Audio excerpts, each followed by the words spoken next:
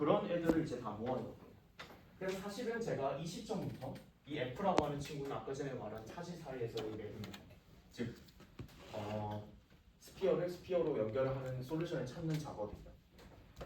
자, 그러면 저런 작업들을 이제 다 했고 우리가 벡터 스페이스를 했기 때문에 사실 이 시점에서 우리는 이 맵들에 대해서 제한 조건을 걸어주고 있는 셈인 거고요. 그 다음에 이 차지라고 하는 것은 각각의 차지는 사실은 벡터 스페이스였죠. 즉 벡터 스페이스들을 라벨링해서 모아놓은 거니까, 그리고 그 벡터 스페이스 사이 리니어 맵들을 모아놓고 생각을 하고 있으니까 이 시점부터 우리는 사실 뭘 하고 있는 거냐면 카테고리에다가 새로운 구조를 이미 부여를 해놓고 있는 겁니다. 그게 뭐냐면 잠깐만요. 네, 이거를 우리가 리니어 카테고리라고, 너무 자연스러운 이름이죠. 카테고리는 그냥 이런 형태의 구조를 가지고 다 카테고리라고 해요. 근데 이제 여기서 우리는 차지들을 정의를 하기 위해서 지금 차지를 라벨링돼 있는 벡터 스페이스를 오브젝트로 모아놓고 그 사이에 리니어 맵을 보고 있으므로 이제 리니어 카테고리라고 하는 새로운 조건이 붙게 됩니다. 저 우리 리니어 카테고리 저거는 뭐 차지 어쩌고 하는 걸 다 빼버리고 그냥 벡터 스페이스랑 네. 약간 그런 것들. 네. 저게 리니어라는 조건이 붙는 가장 근본적인 이유가 장이라는 게 벡터여서 그런 건가요? 슈퍼포지션 때문인가? 네, 슈퍼포지션 때문에 그게 좀 더 많은 사이에요. 그러니까 제가 네. 리니어 디퍼런셜 이퀘이션 해로서 하고 있는 거예요. 네, 알겠습니다. 약간 제가 이제 사기를 치고 있는데요, 사실. 이게 약간 네, 가우스 법칙만 말이 되는 법칙일 리가 없죠. 정확히는 이제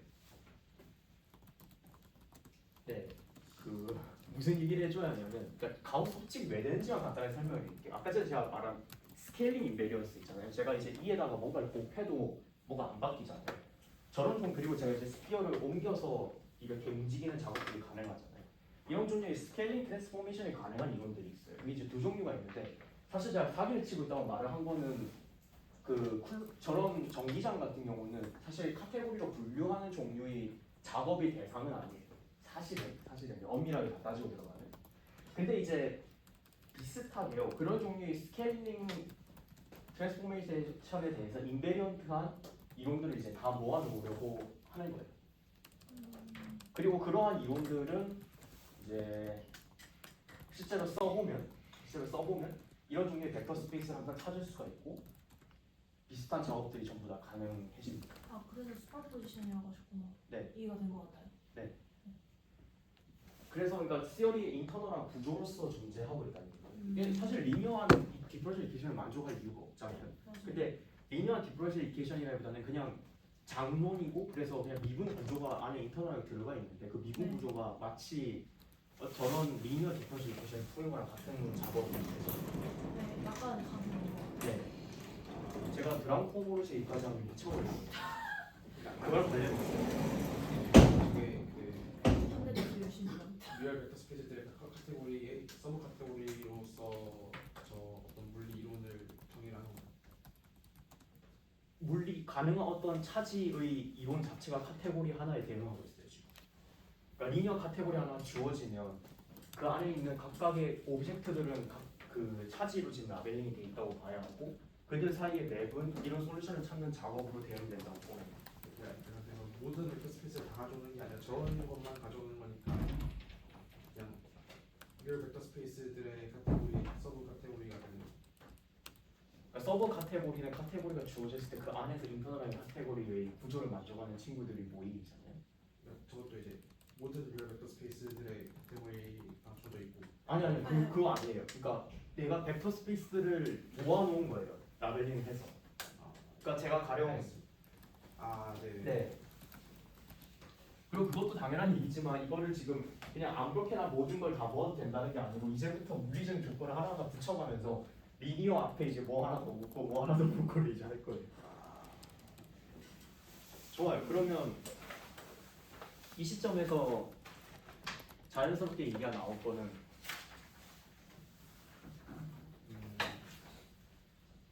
뻥터 얘기를 좀 해야 합니다. 시간이 충분히 될지 한번 확인하고 얘기할게요. 네, 좋습니다. 와 시간이 왜 이렇게 빨리 가지? 대박이다. 제가 포스터가 무슨 이미지 설명하는 걸 일단 목표로 하고 있고 일단 거기까지는 순탄히 가능할 것 같아요. 사실 그것보다 엄밀하게 얘기하려면 그거보다 더 많은 얘기를 해야 하는데 그건 너무 힘들어질 것 같고. 자 이제 펑터 얘기합시다. 펑터는 뭐냐면 참고로 드랑코지는 그 이중대라에 갑니다. 아, 네. 이우영 씨가 오늘 펑터라고 하는 거는 카테고리에서 카테고리로 보내주는 맵입니다. 그래서 점점 이제 표기가 난해해지기 시작을 하는데요. 어지러지하죠. 저도 헷갈렸어요. 공부를 하면 너무 힘들더라고요. 그래서 이제 제가 C라고 하는 카테고리가 주어지고 D라는 카테고리가 주어져 있으면 사실 이게 말을 하고자 하는 바는 사실 이제 오브젝트 오브 C라고 하는 것이 있을 거고 오브젝트 오브 D라고 하는 게 있겠죠. 그럼 제가 이제 오브젝트 오브 C에 있는 안에 들어있는 이제 가령 제가 리니어 카테고리를 구분한다 치면 라벨링 되어 있는 벡터 스페이스들이 안에 들어가 있을 거예요. 그 라벨링 되어 있는 벡터 스페이스를 여기에 들어가 있는 라벨링 되어 있는 벡터 스페이스로 매핑을 해주는 겁니다. 이걸 이제 F라고 쓸 수가 있을 거고요. 그 다음에 제가 또다시 모피즘들이 있으니까요. 이 모피즘들을 이제 모아놓은 거를 쓸 수 있을 건데 모피즘의 경우는 제가 어디서 출발해서 어디로 끝나는지에 대한 이야기를 해줘야겠죠. 근데 우리가 이미 여기에 있는 x라고 하는 친구를 여기서 어디로 맵을 해야 하는지를 fx, fy라고 아니까 이렇게 써주는 게 맞을 거예요. 자 이렇게 하고 여기 안에 들어가 있는 맵들을 여기 안에 들어가 있는 맵들로 또 매핑을 해주는 fx, y라고 하는 맵을 구상할 수 있을 거예요. 이 둘을 합쳐가지고 항상 같이 따라다니겠죠. 카테고리 맵을 하려면 이 둘을 같이 합쳐가지고 펑터라고 합니다. 그리고 제가 쓰진 않겠지만 당연히 상식적으로 만족해야 하는 그러니까 여기에 있는 애들을 합성해서 여기에 있는 애들이 나와야 하고 어소시에이티비티를 만족해야 하고 이런 것들을 이제 다 구조를 그대로 가져가는 변환이에요. 그러니까 이거를 펑터의 경우에는 당연히 얘들은 이제 그 조건들을 만족을 해줘야 하고 그 조건을 만족을 하면 제가 이걸 펑터라고 합니다. 자 근데 그러면 이제 카테고리가 제가 C라고 하는 카테고리가 있을 때 C를 D로 보내는 펑터를 얘기를 했어요. F라고 하는 펑터를 얘기했죠. 근데 이제 펑터가 사실 이제 F가 또 있다면 다른 펑터 G가 있다고 해봅시다. 이 펑터가 있다고 해봅시다. 그러면 이걸로부터 우리가 자연스럽게 생각을 할 수 있는 게 뭐가 있냐면 지금 우리가 X, Y를 F를 통해서 보내는 법을 알고 걔들 사이의 함수를 읽어오는 법을 알죠. 그러니까 제가 펑터가 만약에 두 개가 있다면 어떤 C를 D로 보내주는 펑터를 두 개를 가지고 있다면 자연스럽게 생각을 할 수 있는 거는 두 펑터를 나란히 비교해보는 작업이에요.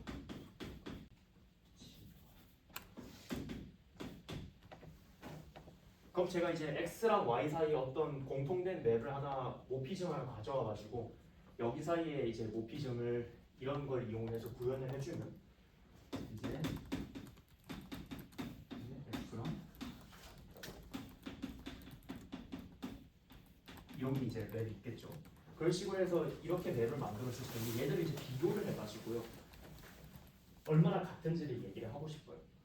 그러려면 이제 뭘 얘기해줘야 하냐면요. 사실 이제 이 x라고 하는 거는 지금 셋입니다. 그러니까 오브젝트라고 하는 건 셋들의 컬렉션이에요. 그러니까 이 x라고 하는 것은 셋이게 되고 그러면 제가 fx를 가해서 나온 이 셋이 있겠죠.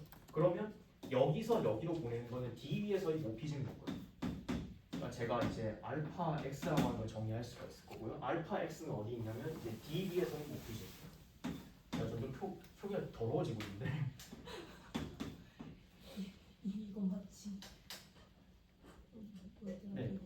일반 상대로는 d 위에서의 그런 모피즘입니다. 자 그러면 이거는 이제 또 입에서 또 다른 y로 라벨링된 어떤 모피즘이 있겠죠.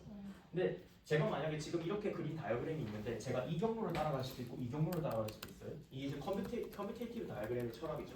제가 이 경로를 따라가나 이 경로를 따라가나 결과가 똑같아요. 그러니까 제가 이제 fx의 어떤 하나의 엘러먼트에서 출발을 해가지고요. 알파 x를 가하고 이런 모피즘을 가했어요. 또는 얘를 먼저 가하고 알파 y를 가했어요. 그렇게 했을 때 여기에 도달했을 때 GY에서 같은 엘러먼트가 나오게 하는 알파 x랑 알파 y를 모든 이제 그 C 안에 있는 오브젝트 X에 대해서 찾아줄 수가 있으면 얘를 내추럴 트랜스포메이션이라고 합니다. 내추럴하니까 쓰지 않을게요. 그리고 제가 이 알파 X의 인버스를 만약에 다 찾아줄 수 있잖아요. 그러면 이게 뒤집는 것도 되겠죠.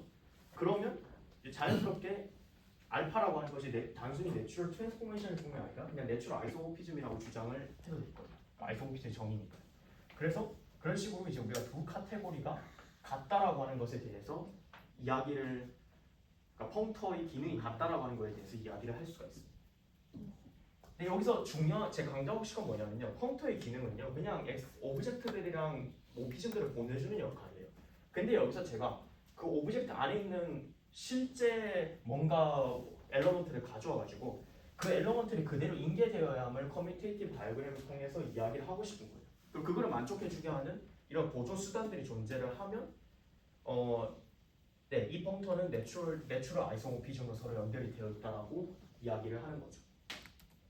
근데 이게 왜 그런 얘기를 해야 하냐면요, 제가 아까 전에 처음에 오브젝트 안에 들어가 있는 각각의 차지를 구성해 줄 때 가능성들의 집합으로 이야기를 했어요.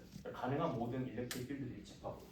그 말은 무슨 말이냐면 제가 이제 어떤 펑터 같은 걸 만들어 가지고요, 이제 만들 건데 제가 이제 차지를 차지로 보내주는 그런 작업을 했을 때요, 그냥 차지 Q를 차지 Q 프라임으로 대응을 한다고 끝나는 게 아니라 차지 Q 안에 있는 가능성이 물리적으로 연결이 되는 또 다른 가능성으로 이브젝트리 매핑이 돼요.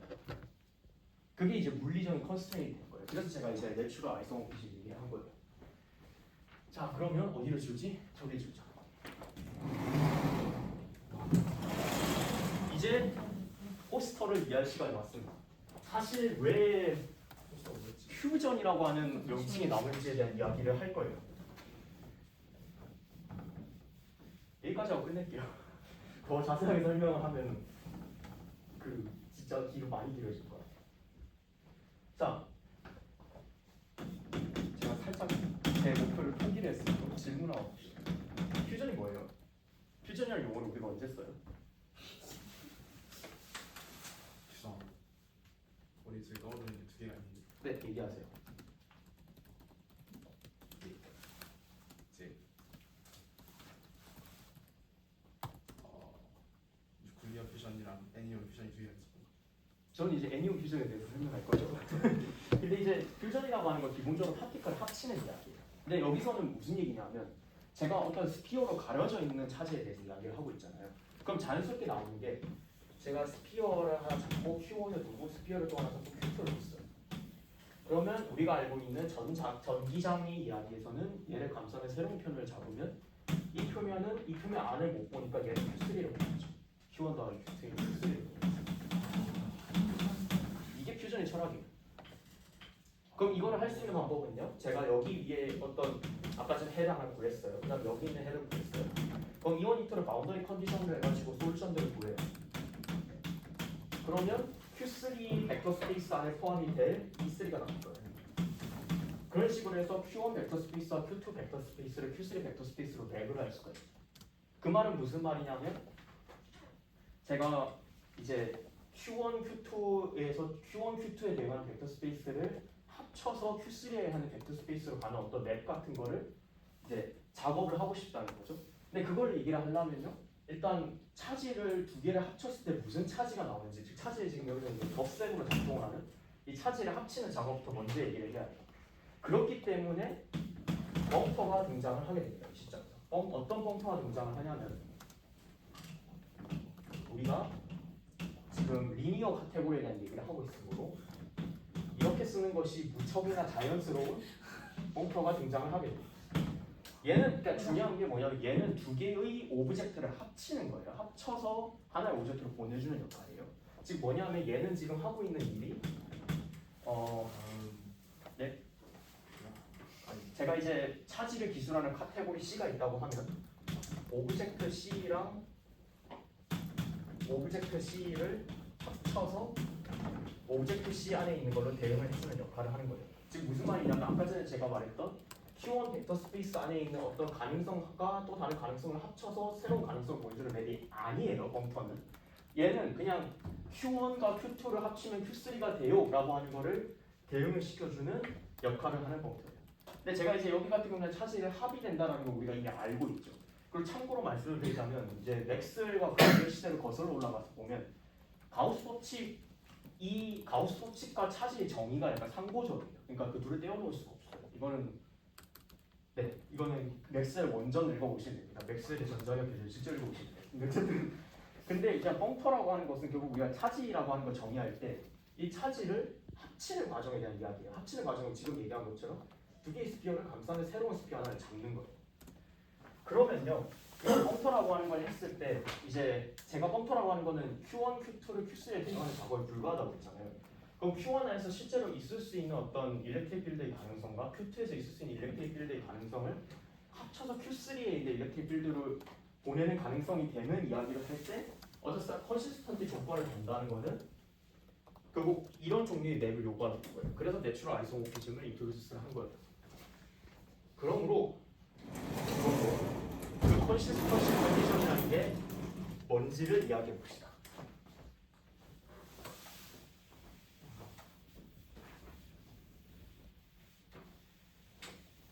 일단 굉장히 단순한 너무나 당연한 컨시스턴시가 하나 있어요. 그게 뭐냐면 어소시에이티비티를 여기서도 아뷰를 해야 돼요. 왜일까?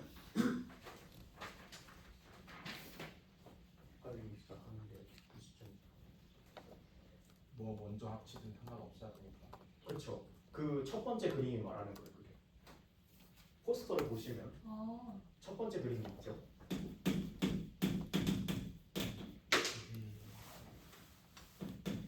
하나 있어. 제가 이제 Q1, Q2, Q3가 있을 때 그리고 이거를 똑같이 레플리카 시스템이 있을 때 얘들을 제가 이제 퓨즈를 할 건데요. 합칠 건데 얘들이 합쳐지는 방법에는 두 가지가 있어요.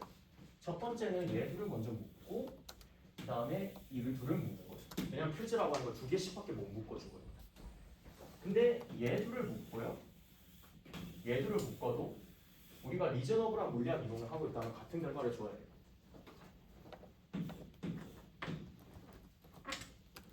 그 같은 결과를 준다는 것이 결국 무엇을 의미를 하냐면요.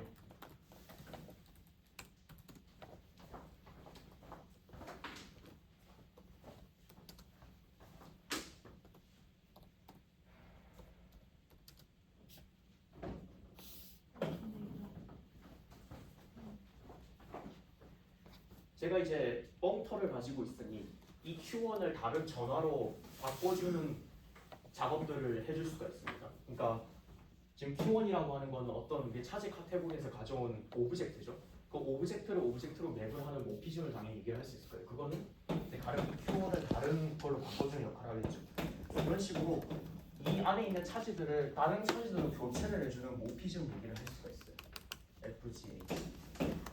그러면 자연스럽게 우리가 펑터의 힘을 빌려서요. 이게 펑터니까 아까 전에 말한 이제 F, S, Y도 그냥 이거랑 똑같이 쓸 겁니다. 이거 똑같이 쓸 건데. 그럼 이제 이 작업을 하는 건 뭐냐면 제가 이 차지를 바꿔주는 모피즘 3개가 있으면요. 그러면 제가 하고 있는 일은 얘를 먼저 퓨즈를 해서 새로운 모피즘을 만들고 그 다음에 얘를 퓨즈를 해서 새로운 모피즘을 만드는 거예요. 이런 작업이 하나가 가능할 거고 그 다음에 여기 같은 경우는 순서를 반대로 퓨즈를 하겠죠. 이게 있고 그 다음에 이게 있을 거예요. 이렇게 퓨즈를 할 수도 있을 거예요. 그러면 얘는 지금 뭘 하고 있는 거냐면 Q1, Q2, Q3라고 하는 이제 C 3개가 주어져 있을 때 이 C 3개를 C로 보내는 다른 종류의 두 개의 펑터를 지금 보유하고 있는 상황이에요. 그러니까 내추럴 아이소모피즘 얘기를 할 때 나왔던 그 상황이랑 정확히 똑같죠. 근데 제가 여기서 아뷰를 해야 하는 거는 여기서 실제로 제가 E1, E2, E3라고 하는 그 오브젝트 안에 있는 실제 전기장 컨피규레이션들을 가져오고 여기다가 지금 가령 뭐 이 얘를 아까 전에 말했던 것처럼 이렇게 해가지고 이렇게 보내서 줄이는 과정을 한다고 치면요. 얘들을 지금 이제 같은 FGH로 맵을 하는 거니까요. 얘를 펑터를 이용해서 합치고 나서 동일해야 돼요. 그렇기 때문에 이거로부터 우리가 자연스럽게 생각을 할 수 있는 거는 여기서 여기로 가는 내추럴 아이소모피즘 얘를 이제 Q1, Q2, Q3니까 Q2, Q3 그러니까 내추럴 트랜스포메이션을 당연히 찾을 수가 있어야 하고요. 이라고 하는 내추럴 트랜스포메이션이 있어야 보고 반대 방향으로 돼야 할 거예요. 그러니까 이 다이어그램이 커뮤테이티브해야 할 거예요.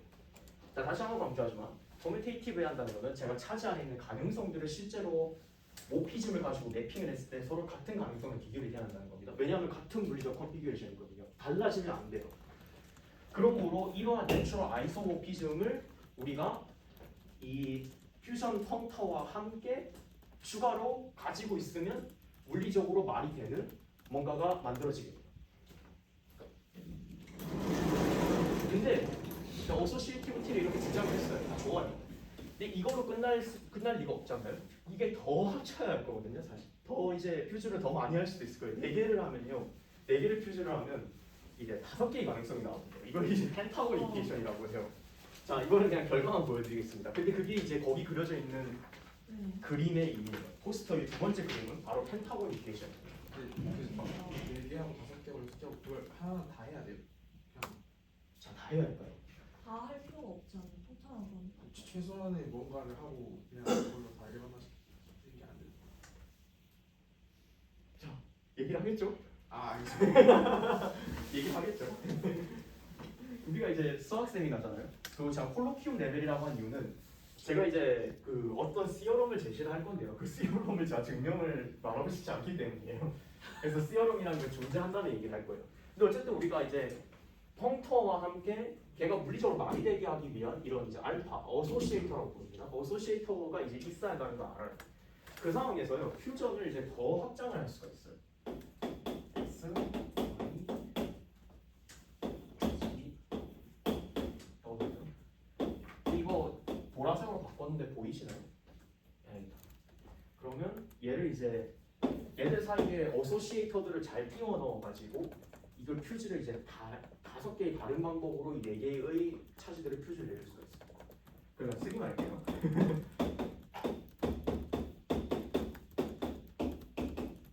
이런 퓨즈도 좀 짤 거고요.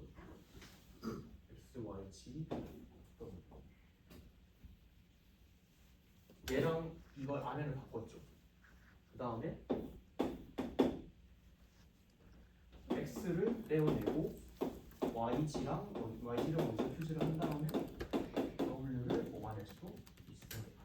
그리고 펜타곤입니다.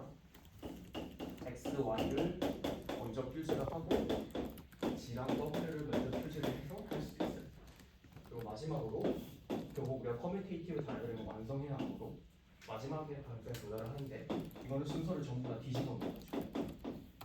이거를 아마 포스터 그림이 제가 넣어놨을 때는 이렇게 써진 게 아니라 가지처럼 그러니까 제가 이렇게 퓨즈하는 순서를 이런 식으로 가지로 그려놓은 그림인 건데 이렇게 생각해도 편합니다. 근데 어쨌든 이렇게 했을 때 제가 여기 안에 들어가 있는 거를 아이덴티티, 카테고리 아이덴티티가 잘 정의가 돼 있죠. 아이덴티티 모피즘이랑 어소시에이터들을 합쳐가지고 얘들을 만들어줄 수가 있어요. 그리고 이제 그 한 바퀴를 도는 커뮤테이티브 다이어그램을 만들었으니까 여기서 출발해서 제가 이렇게 오나 어소시에이터들을 이렇게 그 2개의 다른 경우로 갔을 때 여기서 동일한 결과를 얻어야 한다라고 하는 두 번째 조건은 어소시에이터한테 걸어주는 거예요. 그러니까 이제 어소시에이티비티라고 하는 조건이 이제 하나 있고 그걸 만족해주는 어소시에이터가 있다고 했을 때 이 어소시에이터는 또 뭘 만족을 해야 하냐면 펜타곤 EQ라고 하는 그거를 만족을 해야 합니다.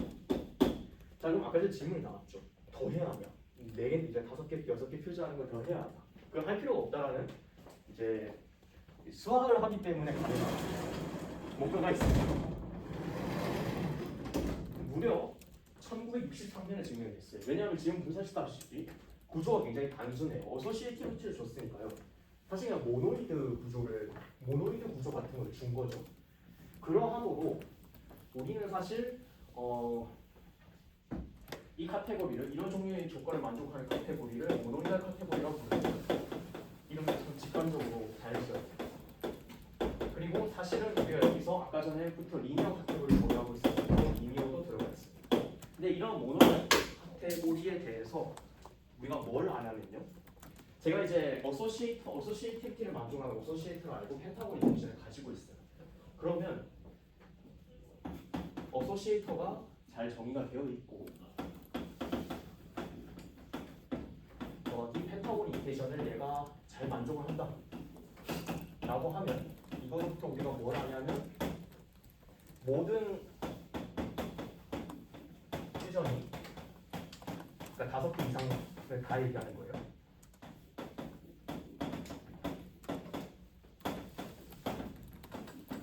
모든 퓨전들이 서로에 대해서 내추럴 아이소모픽해요. 이제 이 시어럼이 이제 있어요. 이 시어럼이 이제 제가 증명을 설명하지 않을 거기 때문에 출처를 말씀을 드리면 코히어런스 시어럼이라고 부릅니다. 코히어런스 시어럼이라고 부르고 무슨 말인지 1963년에 이제 한 번쯤 들어봤을 맥레인에 의해서 증명됐어요. 그러니까 카테고리 유명한 카테고리 교재 쓰신 분이에요. 근데 어쨌든 이제 오래전부터 알려져 있던 사실이에요. 그러함으로 이제 우리가 모노이달 리니어 카테고리를 얘기를 한다면 펜타곤 이퀘이션을 만족하는 어소시에이터들을 찾아주는 작업만 함으로써 이제 말이 되는 차지가 정의되어 있는 시어리를 이야기를 할 수 있게 됩니다. 자, 그리고 사실 여기서 우리가 좀 더 물리적으로 말이 되는 퓨전 이야기를 하려면 하나가 더 필요해요. 그거는 이제 제가 자세하게 설명을 안 하고 그냥 말로만 떼고 넘어갈게요. 왜냐하면 좀 있으면 야식이 올 거니까요. 여러분이 야식 40분에 야식 먹는다고 하네요. 네, 제가 여러분이 야식을까지 방해할 생각은 없어요. 그래서 못 먹게 맞고 왔어요 지금. 네? 아까 먹으려 해서 못 먹게 맞고 왔어요. 감사합니다. 얼른 끝낼게요. 40분이요? 진짜 끝내야겠네요. 리지드라고 하는 조건이 있습니다. 리지드라고 하는 조건은 뭐냐면 제가 퓨전이라고 하는 걸 얘기를 했잖아요.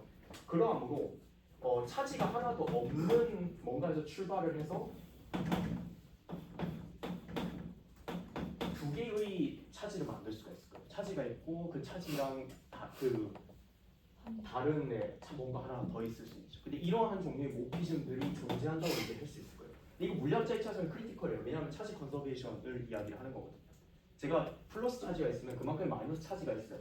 진공이 있으면 그냥 진공에서 차지를 아무렇게나 만들어낼 수 없어요. 차지가 고조이 돼야죠.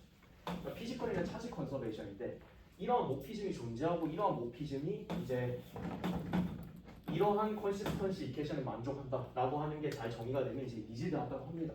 그래서 우리가 마침내 퓨전 카테고리라고 하는 것을 정리를 하기에 이르는데 이 퓨전 카테고리라고 하는 것은 이제 리니어, 모노이달,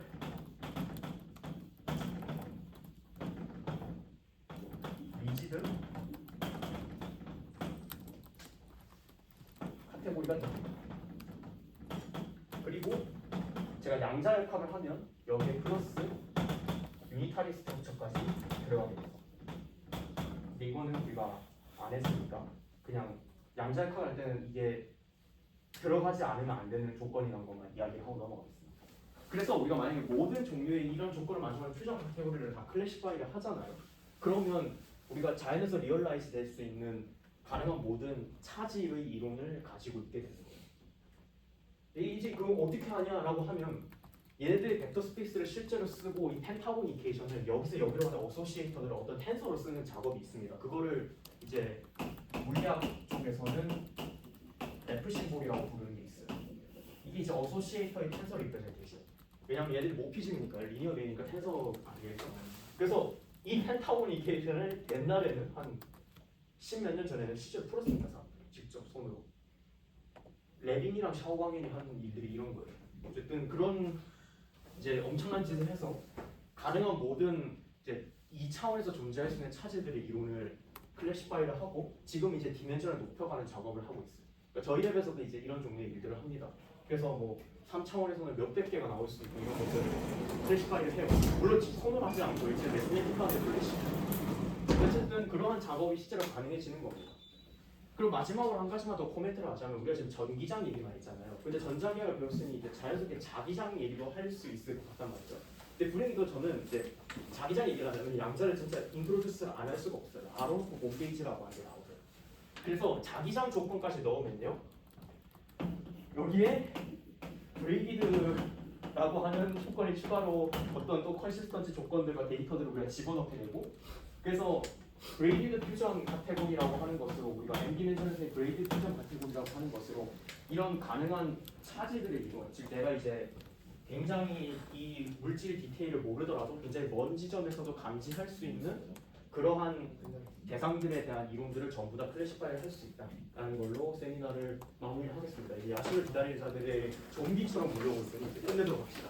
감사합니다.